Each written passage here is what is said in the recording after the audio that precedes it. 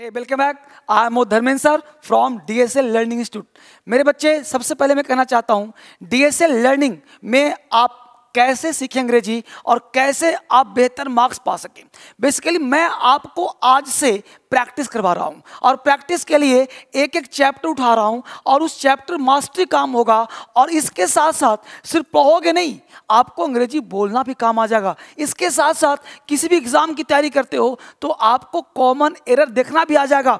मेरे साथ बच्चे एक बस लगे रहना है। अभी आप कॉपी कलम निकाल लो और साथ ही साथ मेरे साथ क्वेश्चन की प्रैक्टिस करो और आप देखो कि आपसे कितने क्वेश्चन बनते हैं और कैसे बनते हैं। लॉजिक के साथ एक एक क्वेश्चन देखते हैं। हमने सबसे पहले स्टार्ट किया है टाइम एंड टेंस।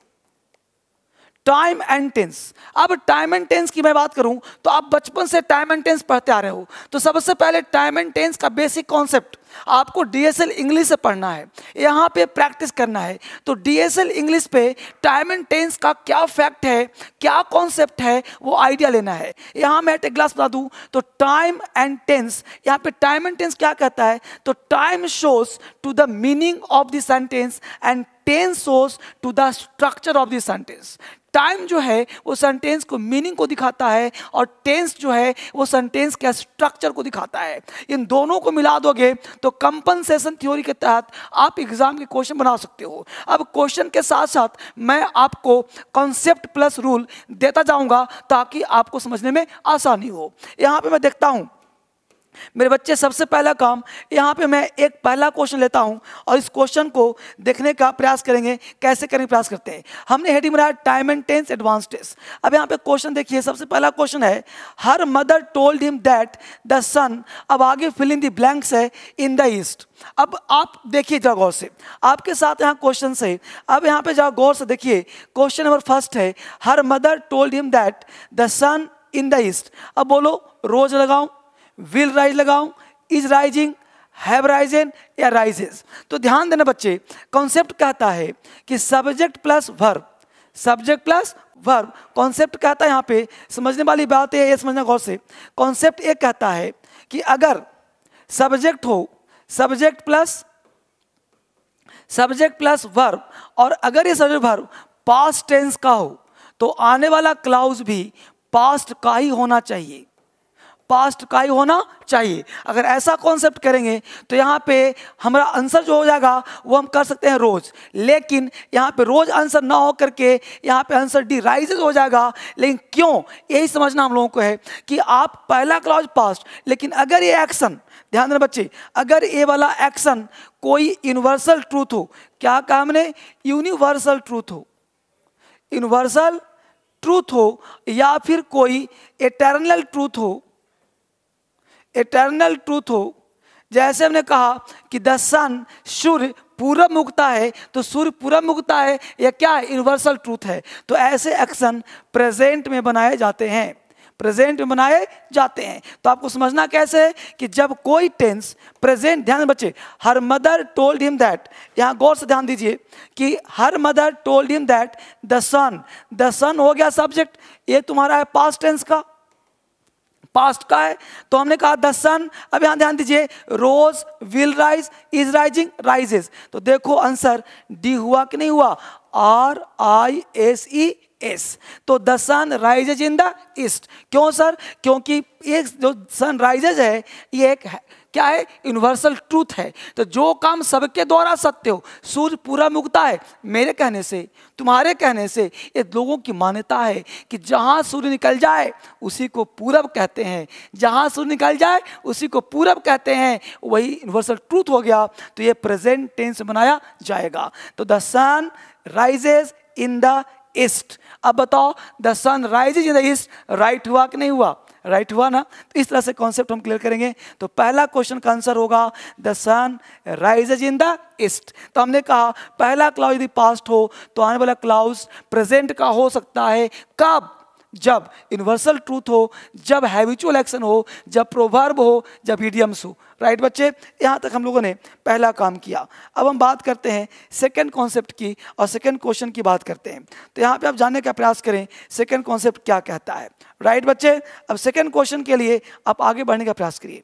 सेकंड कहता है आई आस्क्ड बबीता, यह भी पास्ट है, गौर से देखिए यहाँ भी कह रहा है आई आस्क्ड बबीता, यानी सेकेंड क्वेश्चन भी आपका पास्ट कर रहा है, आई आस्क्ड बबीता। देख रहे हो गौर से, आई आस्क्ड बबीता, अब ऑलरेडी बीन मैरिड। अब यहाँ गौर से देखिए बच्चे, यहाँ जो कॉन्सेप्ट आपके लिए कह रहा है I asked Babita if Savitri already been married. अब देखो ऑलरेडी का एक कॉन्सेप्ट काम करता है, ऑलरेडी का एक कॉन्सेप्ट। आप तब तक आंसर लगाते रहो, बैठो मत, आप आंसर लगाते रहो। तो ऑलरेडी जो वर्ड होता है, यहाँ ध्यान दीजिएगा, ऑलरेडी जो वर्ड होता है, ये ऑलरेडी वर्ड हमेशा ऑलरेडी जो होता है ये V3 के पहले आता है, यानी ऑलरेडी बीन, ये देखो V3 है कि नहीं है ना, तो वर्ब का थर्ड फॉर्म है, इससे पहले ऑलरेडी आया। अब प्रश्न उठता है कि बीन V3 है तो V3 होने के लिए पास्ट टेंस और परफेक्ट टेंस की आवश्यकता पड़ेगा। तो अब ध्यान देना है कि सावित्री, अब यहाँ पे हैज लगाएं, हैड लगाएं, विल हैव, वुड हैव का आंसर होना नहीं है, सावित्री है तो हैव भी आंसर होना नहीं है।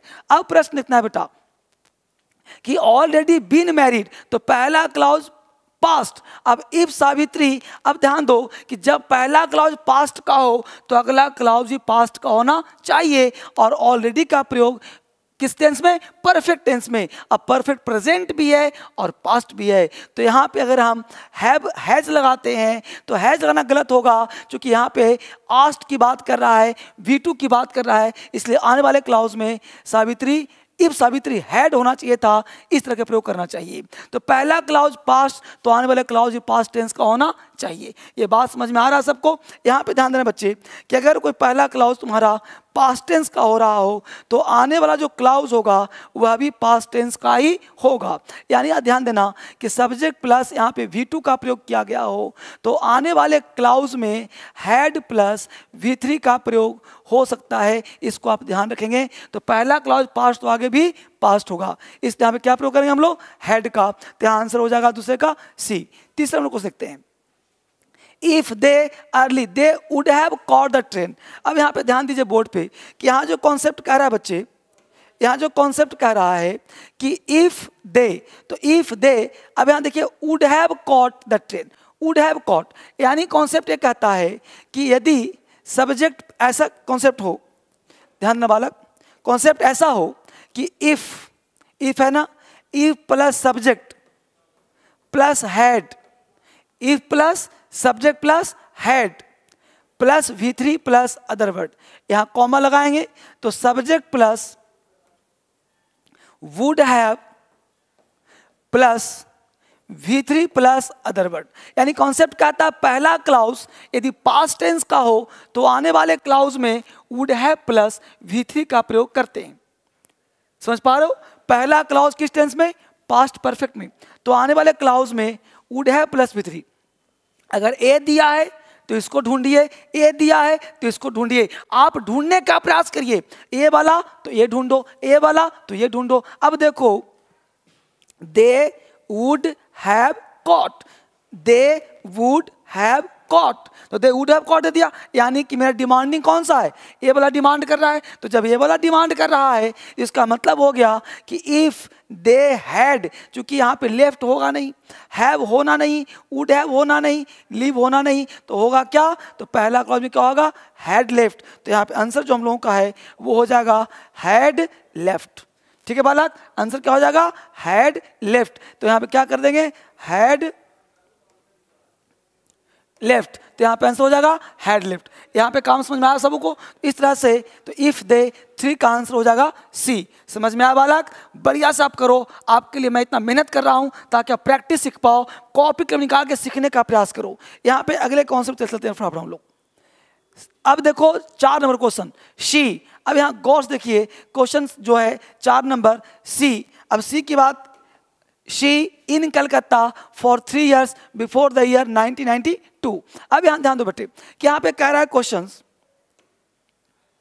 जो समझने की बात यहां पे किया जा रहा है उसकी बात मैं कर रहा हूं। जब यहां समझोगे आप, कॉन्सेप्ट की बात करोगे, तो she in Calcutta for 3 years before the year 1992। अब ध्यान दो, जिस सेंटेंस में टाइम का प्रयोग कर दिया जाए, अब देखिए बिफोर द ईयर 1992 यानी 1992 की बात कर रहा है। इसका मतलब बिफोर का भी प्रयोग किया है, देखिए गौर से, बिफोर का प्रयोग किया है। इसका मतलब कि बिफोर से जो पहले क्लाउज होगा वो पास्ट परफेक्ट टेंस का होगा। ध्यान देना, दो कॉन्सेप्ट पे ध्यान देना आप। Concept number first, concept first कहता है कि जब बिफोर का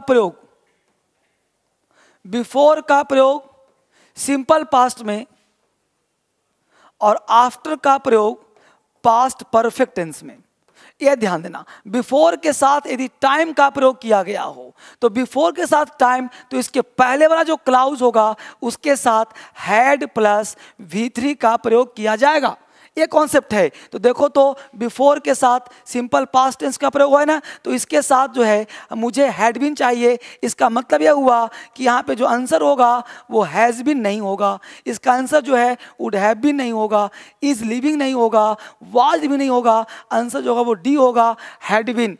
सी had been in Calcutta, had been यानी कि हैड प्लस बीन क्या है, V3 है, तो हैड प्लस V3 आएगा, तो हैड बीन कलकत्ता, वो कलकत्ता में था बिफोर द ईयर 92 से पहले, यानी मोर पास्ट की बात कर रहा है। तो ये कॉन्सेप्ट समझ में आ रहा है सबको आप। तो पहला क्लाउज यदि पास्ट परफेक्ट में हो तो आने वाले क्लाउज सिंपल पास्ट में हो सकता है, यानी कि पहले अगर कोई क्लाउज सिंपल पास्ट में हो तो उसके पहले हैड हो सकता है, यानी सिंपल पास्ट और हैड का कॉम्बिनेशन होता है। ये एग्जाम के क्वेश्चन पूछे जाते हैं, ये प्रैक्टिस के लिए काम इंपॉर्टेंट है, इसको आप पढ़ने का प्रयास करें। अगला क्वेश्चन देखें आप, और वो अगला है कि सी टॉक्स एज इफ। अब यहाँ ध्यान दीजिए कि सी टॉक्स एज इफ। अब देखिए सी टॉक्स एज इफ, अब इसका कॉन्सेप्ट क्या कहता है भाई, तो इसको समझने क्या करेंगे हम लोग, वो देखिए। अब कॉन्सेप्ट कहता है कि जहां पे ध्यान रखो से सब्जेक्ट प्लस V1 या V5, यहां पे लगाया हमने एज इफ। जो यहाँ पे एज इफ है ना, देखो एज इफ, तो एज इफ की बात मैं कर रहा हूं, तो एज इफ के साथ ध्यान देना। ये जो कॉन्सेप्ट कहता है बच्चे, इसको आप ध्यान रखिए कि कॉन्सेप्ट ये कहता है कि जब एज इफ लगा जाए, यानी सब्जेक्ट प्लस V1 या V5, अब इसके साथ अगर एज इफ का प्रयोग किया गया हो, एज इफ का प्रयोग किया गया हो, तो आने वाले क्लाउज में दो चीज आता है। एक आता है सब्जेक्ट प्लस वर प्लस नाउन, और एक आता है subject plus would plus verb का फर्स्ट फॉर्म। अगर वर लगा हो तो यहाँ पे नाउन आ जाएगा या फिर एडजेक्टिव आ सकता है, और अगर यहाँ पे वुड लगा हो तो V1 आ सकता है। ये लाल वाला दिख रहा है बच्चे सबको। अब यहाँ ध्यान दीजिए, तो हमने कहा कि सी टॉक्स एज इफ, तो सी टॉक्स एज इफ, तो एज इफ के बाद यहाँ पे देखो मैड क्या है, एडजेक्टिव है, तो एज इफ के साथ इज कभी नहीं आता, वाज कभी नहीं आता, हैड कभी नहीं, हैड बीन कभी नहीं, आंसर क्या आता है, वर आता है। तो एज इफ के साथ हमेशा हम लोग वर लगाएंगे। यहाँ पे शी देख करके वाज मत लगा देना कि she talks as if she was, she is mad, नहीं, सी एज इफ कल्पना है।